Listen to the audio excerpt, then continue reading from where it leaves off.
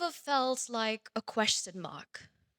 No, I don't mean have you been asked a question, but you being the question mark. I have. A man once asked me on a crowded bus in Hambantota, Sri Lanka, Oya Lanka there. I speak the language, I eat Kiribati, but somehow it looked like I didn't belong. This moment became a running joke, but it lingered because it kept asking the quiet question that many of us carry. What if the world sees you as a foreigner, even in your own home? That's when I realized I didn't lack identity. I just wasn't on beat. And maybe this wasn't a flaw. Maybe I was born off beat.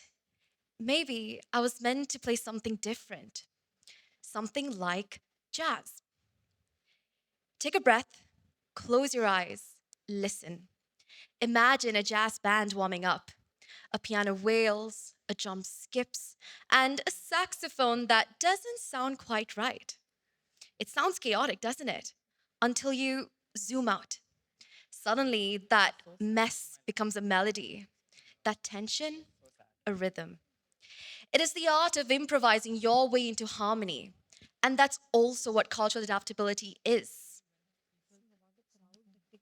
You don't just survive, you compose something new. One night in Tbilisi, Georgia, I walked into a small jazz bar. The music was loud and fragmented, and each musician seemed so lost in their own tune. And suddenly, it clicked. This wasn't noise, it was conversation, unscripted, alive. That's what adaptability looks like. It's not just adjusting, it's connecting, listening between the notes. The musicians who were once made to be the anomaly of the world created the outcasts of the music world. Jazz. They bent the rules, they broke structure, they evolved. It- that's what it's like for third culture kids. You see, our languages overlap, our identity shift. Sometimes we're wallflowers, sometimes we're on the front lines, but through it all, our melodies shine. Every country you visited, that's a note. Every time you change the way you carry yourself, that's another. The time you've adjusted your accent in order to connect, guess what? That's another note. But here's the epiphany. This music isn't chaos. It's not just a blend. It's a connection between identities, a celebration of differences.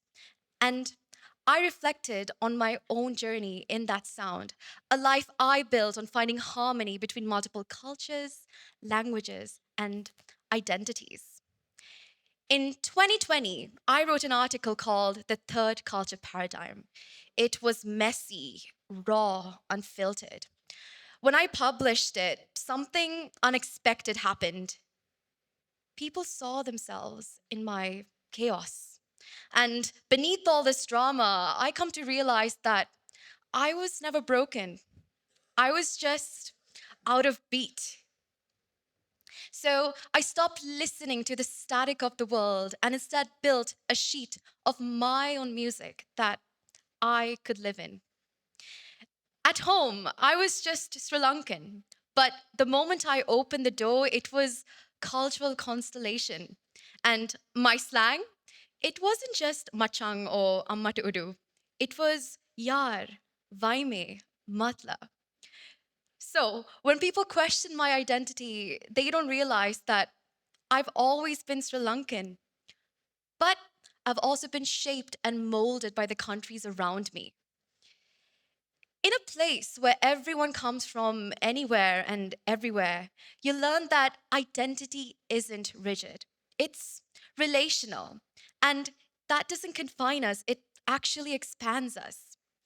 We learn to compose our symphony. It's about connecting and finding a melody from the in between.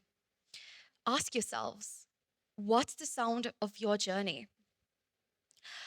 A rebel in the jazz world was Surfredo, born to Chinese immigrants in the United States, a musician who never fit the mold. He was too Asian for American jazz and too unconventional for tradition. So he built his own sound, seamlessly blending Chinese opera with African American jazz to fit in and stand out. You see, the focus of his work wasn't about fusion, it was about identity.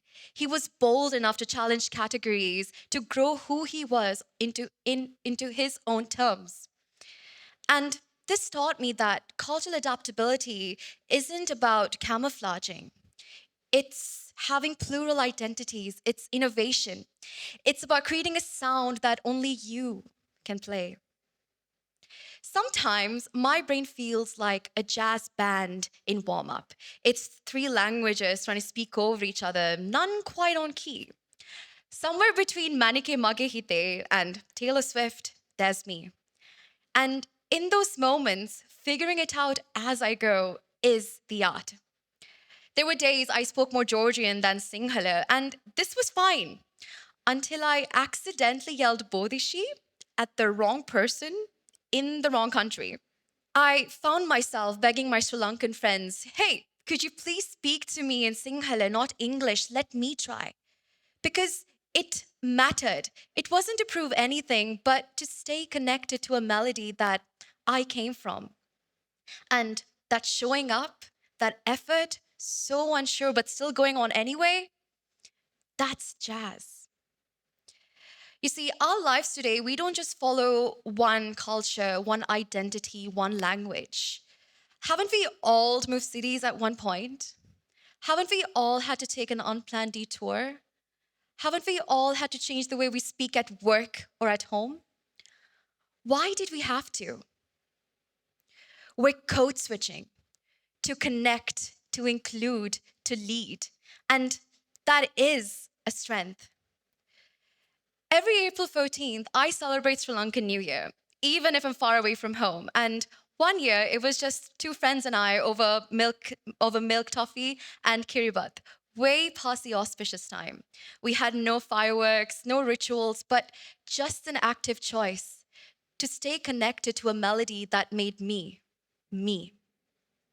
Because in a world that constantly asks us to move forward, remembering can be an act of resistance.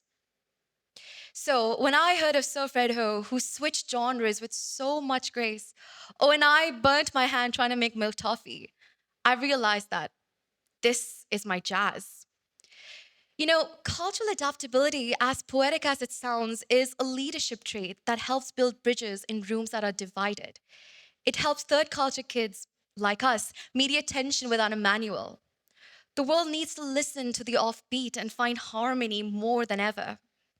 But let's be clear, this strength isn't soft, it's not passive, it's raw, it's demanding, but so emotionally intelligent and socially transformative.